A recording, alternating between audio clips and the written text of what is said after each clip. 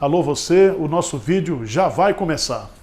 Então, antes de começar, por favor, inscreva-se no nosso canal, curta e também ative o sininho para receber as novidades, tá bom? Aqui tem uns privilegiados que depois do sermão vai jantar aqui na igreja, né?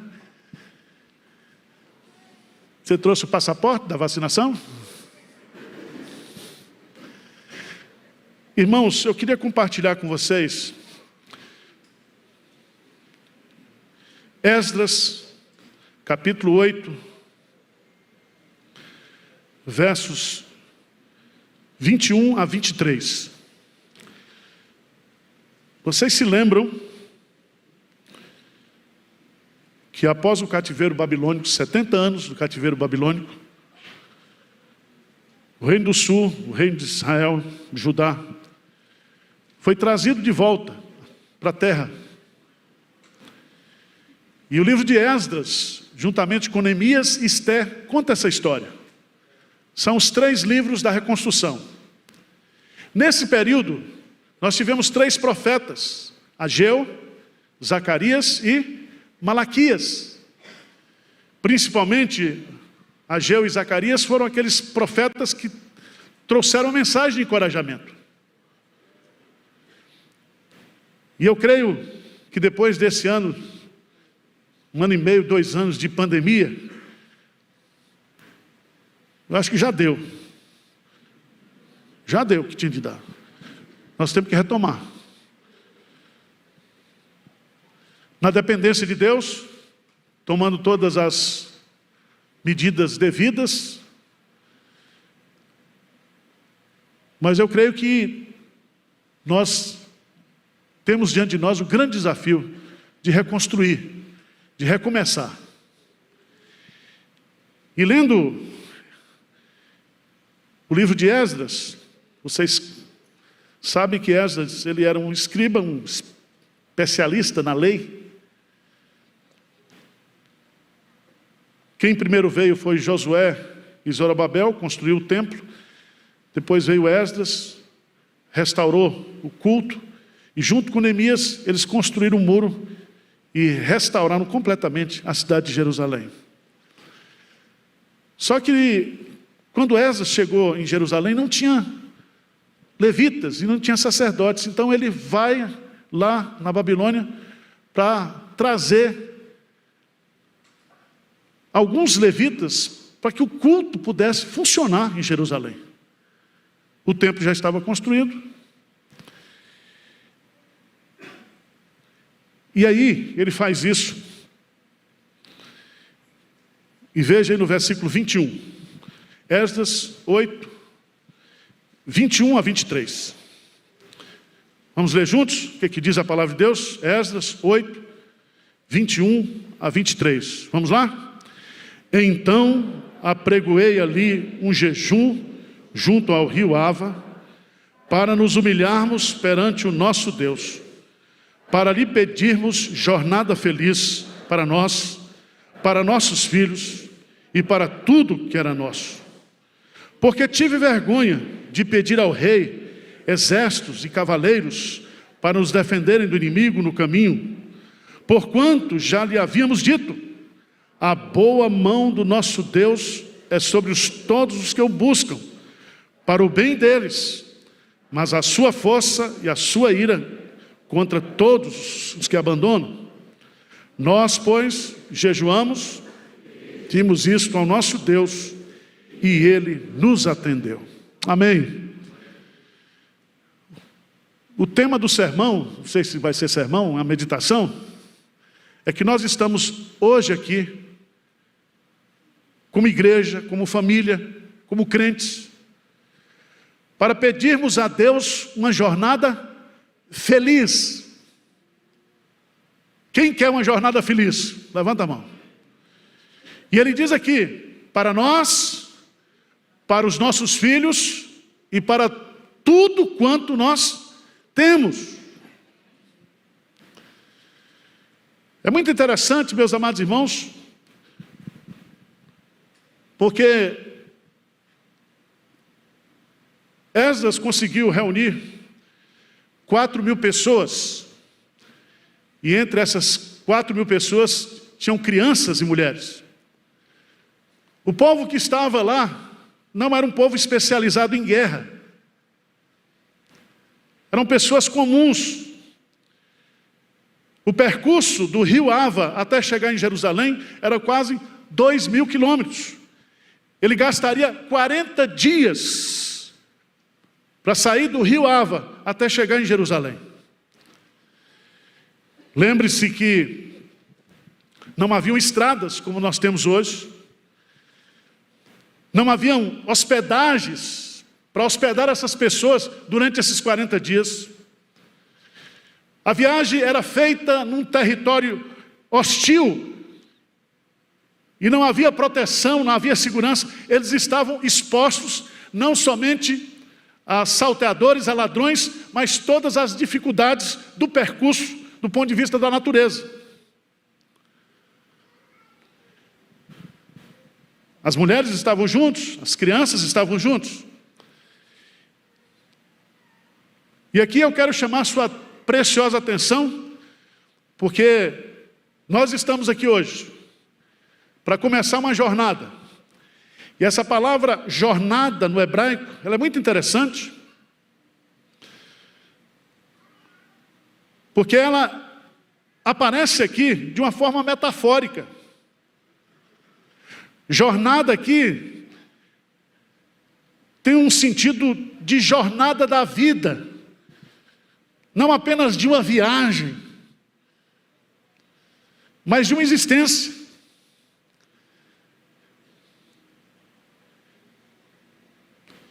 E aqui eu queria destacar que a primeira atitude minha e sua nesta noite, para que eu e você, nós tenhamos uma jornada feliz em 2022, é que nós precisamos nos humilhar diante de Deus.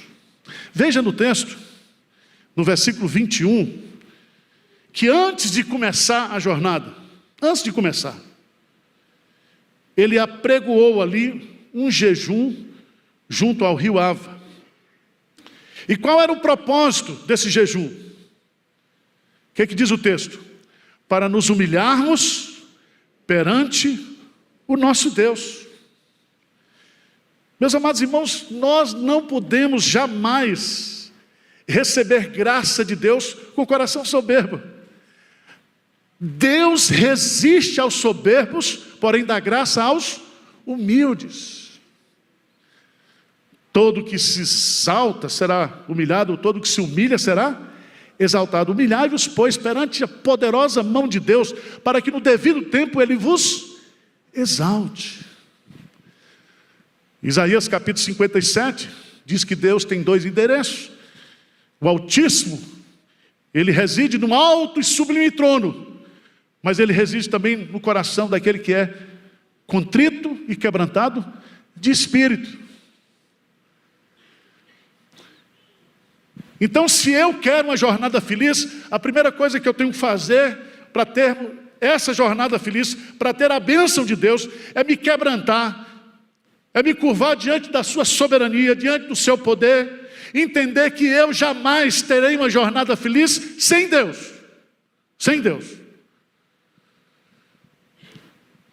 Quando Deus fez a proposta para Moisés de mandar o anjo, o acompanhando, porque a partir daquele momento Deus já não iria mais com Israel, Moisés protesta contra Deus e diz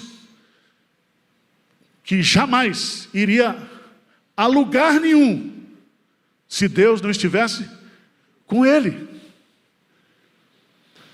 Então não existe jornada feliz sem Deus. Não existe jornada feliz sem a direção de Deus, sem a proteção de Deus, sem o cuidado de Deus. E eu e você precisamos, nesse início de ano, colocar nossa boca no pó, nos humilharmos, reconhecermos a nossa incompetência, a nossa insuficiência, a nossa incapacidade, derramar o nosso coração na presença de Deus com quebrantamento. Com quebrantamento.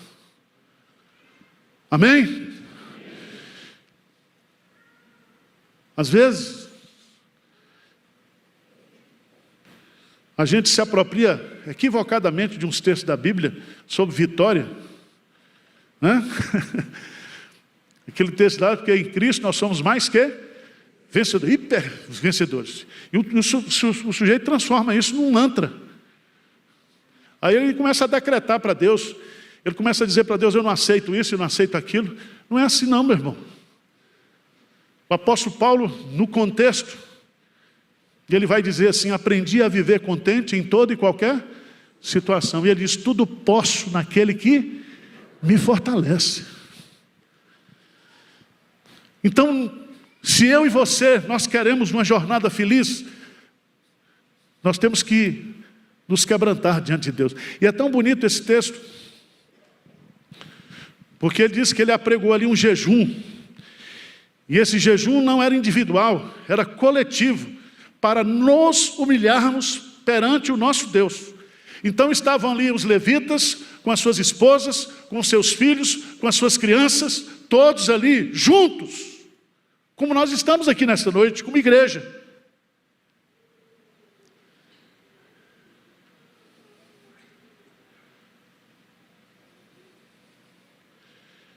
Eu queria que você abrisse a sua Bíblia, por favor, lá em Isaías,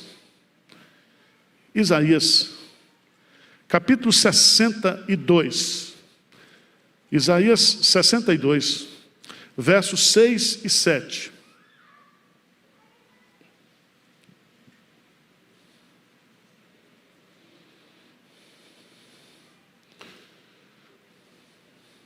Vamos ler juntos?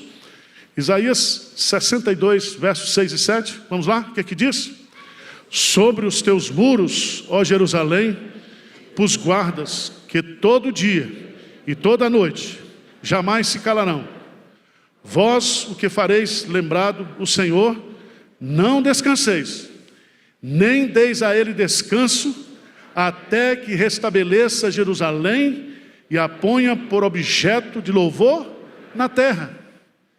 Veja que aqui Deus está falando que Ele levanta intercessores para interceder, para orar, para carregar o fardo, para ficar lembrando Deus. E a oração, ela só termina, diz o versículo, quando o Senhor estabelecer novamente Jerusalém. É a oração de Jacó: eu não te deixarei enquanto o Senhor não me abençoar. É aquilo que Jesus diz, que nós temos o dever de orar sempre e nunca esmorecer. Nunca esmorecer.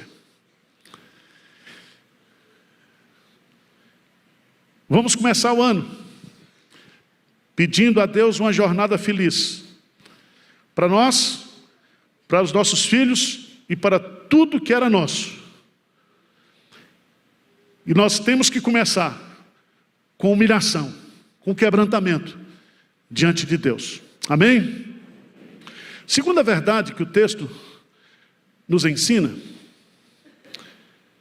é que para conseguirmos uma jornada feliz, nós temos que encarnar aquilo que nós cremos.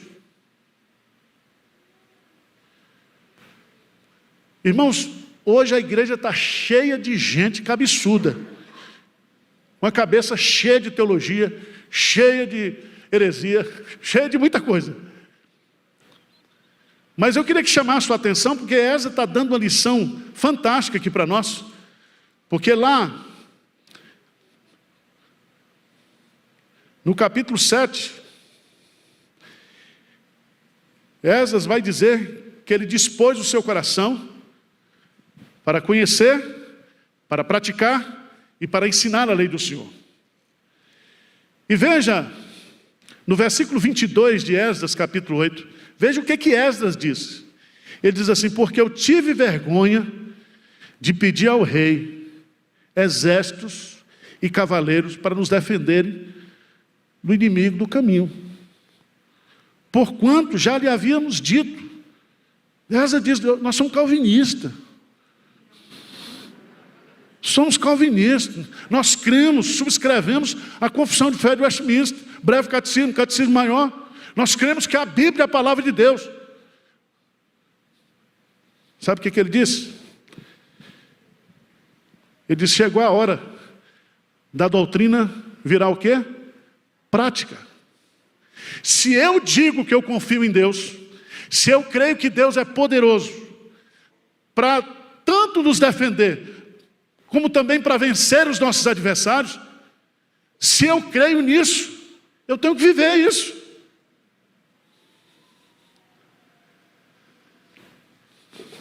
O apóstolo Paulo diz: porque não me envergonho do Evangelho, porque ele é o poder de Deus para salvar todo aquele que crê.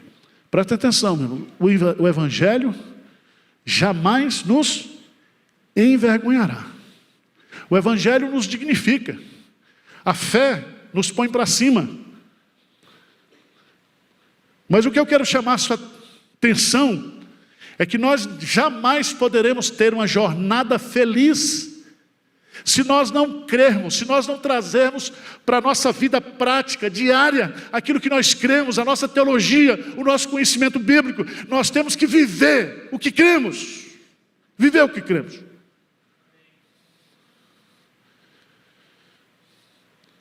Nós usamos máscaras, nós tomamos vacina, mas se não fosse o Senhor, nós não estaríamos aqui, tá?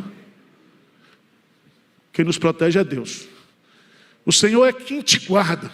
Ele guarda a tua entrada e a tua saída, desde agora para sempre. Eleva os meus olhos para os montes, de onde me virá o socorro? O meu socorro vem do Senhor, que fez os céus e a terra. É dele que vem o nosso socorro. Você crê nisso ou não? Então vamos viver isso. Vamos viver isso. Tem muita gente que está chegando aqui nessa igreja agora. A igreja está chegando a 3.000 membros na sede. Mas você não sabe a dureza para chegar até aqui. Quando nós começamos essa construção aqui, nós não tínhamos dinheiro. Tínhamos só o terreno incomodado da IPB. E aí, nós morávamos numa casa pastoral, vendemos a casa pastoral. Pegamos 60 mil reais. E tinha que fazer essa obra. E aí, fez esse projeto que vocês estão vendo aqui, sem dinheiro. Os 60 mil que nós pegamos, você não sabe, mas aqui, nesse terreno aqui, tem 103 estacas de 12 metros, porque isso aqui é um mangue. Quando nós botamos a estaca, acabou o dinheiro. Aí eu disse, agora, essas cadeiras que vocês estão sentados aí, essas poltronas, eu fiz um modelo, cheguei na frente da igreja e disse: cada crente vai comprar sua poltrona. Fiz um carnê das Casas Bahia, 10 de 24. Quem viveu isso sabe a luta que foi para a gente chegar aqui, né, Djalma? As lutas. Tinha dia que eu chegava aqui e disse: acabou o dinheiro, pastor. E eu ficava feito um doido orando ali em cima, andando de um lado para o outro. Senhor, o Senhor disse que aquele que crê em Ti jamais será envergonhado. O Senhor disse: pedi, dá-se-vos-á. Rapaz, era uma luta. Mas a gente viu os milagres de Deus todo dia. Todo dia. Está lá no Deuteronômio capítulo 8. Nesses 40 anos, Ele te sustentou com maná, que você não sabia de onde vinha. Ele te humilhou. Ele te fez você passar fome, mas Ele te sustentou. Seus pés não incharam, seus vestidos não se gastaram. Eu fiz tudo isso para dizer para vocês que nem só de pão viverá o homem, mas de toda a palavra que procede da minha boca. Irmãos, não basta só ler a Bíblia, estudar a Bíblia, crer na Bíblia. Nós temos que viver a Bíblia. Viver a Bíblia. E é isso que Esa está dizendo. Eu disse lá para o reizão lá, que Deus está conosco, se Deus é por nós, quem será contra nós? Aquele negócio todo. E agora eu vou pedir guarda. Fiquei com vergonha. Está no texto ou não está?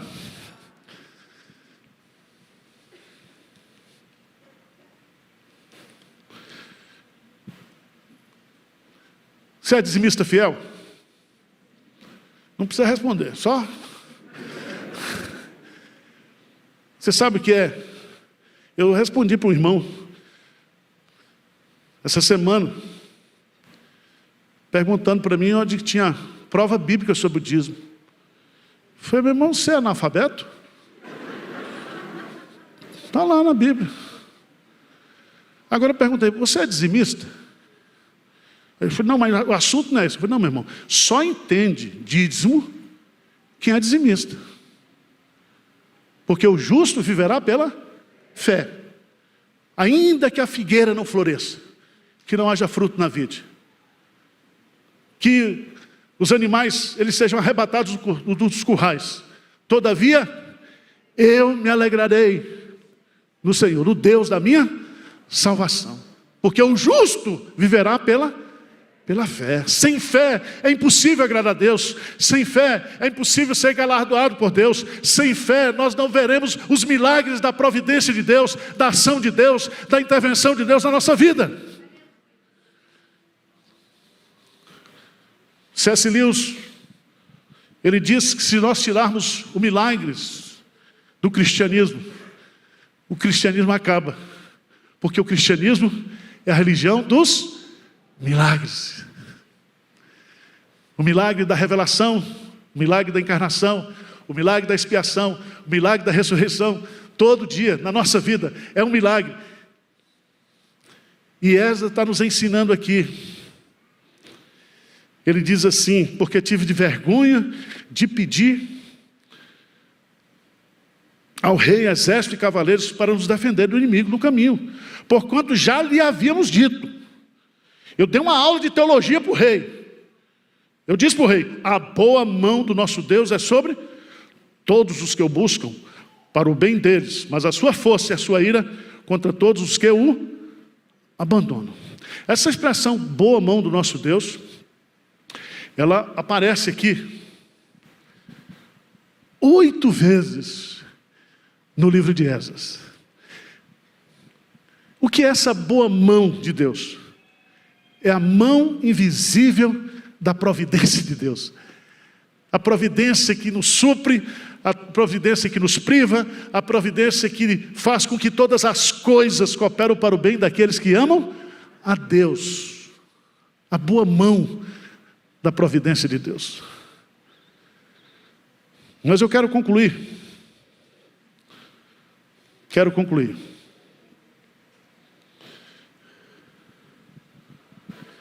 Versículo 23. Para termos uma jornada feliz, nós precisamos o quê? Nos humilhar diante de Deus. Coração e quebrantamento. Para termos uma jornada feliz, nós precisamos encarnar aquilo que nós cremos. Eu creio que Deus é soberano, eu creio que Deus é provedor, eu creio que Deus faz tudo. Se eu creio, eu vou viver isso. Mas o bom do texto termina no final aí.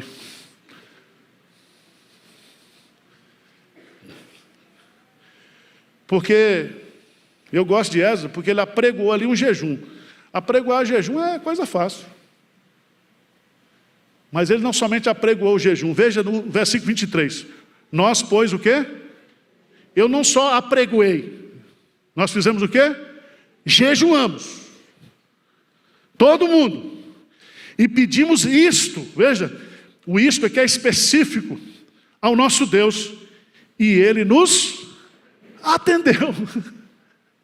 Bendito seja Deus que não me rejeita a oração, nem afasta de mim a sua graça. Ele me tem ouvido e Ele tem me atendido. O nosso Deus é o Deus que traz respostas para as nossas necessidades, quando colocadas através da oração. Eu já disse domingo aqui, espere muita provação, tá? Até entrar no reino de Deus. Vai ter Omicron, vai ter Covid, vai ter versões de Covid, vai ter N3N, não sei o quê, vai ter catapora, vai ter sarampo, Vai ter uma peste perniciosa, vai ter. Você vai passar por tribulações, por aflições, por lutas, por doenças, por provações. Mas nada disso poderá nos afastar do amor de Deus que está em Cristo Jesus. A provação ela é necessária. Mas creia nessa noite, pode crer. Ele nos atendeu. Eu queria que você abrisse a sua Bíblia, 2 Samuel, capítulo 10. É um texto que às vezes a gente passa desapercebido. 2 Samuel, capítulo 10, versículo 12. Grife esse versículo na sua Bíblia. Porque às vezes a gente fica assim, será que é vontade de Deus? Será que não é vontade de Deus? Como é que é? Não sei o quê. Fica esperando o anjo. O anjo não veio hoje no culto, pastor? Não veio anjo nenhum aqui não, meu irmão. Deus fala pela palavra. Veja que texto maravilhoso. 2 Samuel 10, 12. Vamos lá, bem forte? Sê forte, pois pelejemos varonilmente pelo nosso povo e pelas cidades de nosso Deus, e faça o Senhor o que bem lhe. Nós vamos meter o cacete, nós vamos para cima, nós vamos para frente, e Deus aí faz o que Ele quiser. Isso aí é soberania, tá vendo? Dá até para inventar um versículo, faça a tua parte que eu te ajudarei. Ele diz, se eu ficar discutindo aqui, nós temos que fazer a obra. Nós temos que lutar pelos nossos filhos, nós temos que lutar pelas novas gerações, nós temos que pregar o evangelho a toda criatura, nós temos que levar esse evangelho a todas as nações da terra. Vamos trabalhar e Deus vai fazer o que bem lhe parecer.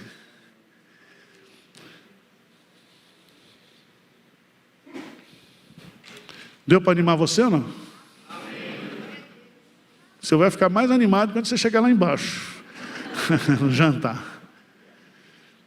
Então, irmãos, vamos ficar de pé, vamos orar e vamos pedir a Deus uma jornada feliz para nós, para os nossos filhos e para tudo aquilo que Deus nos deu, que nós temos.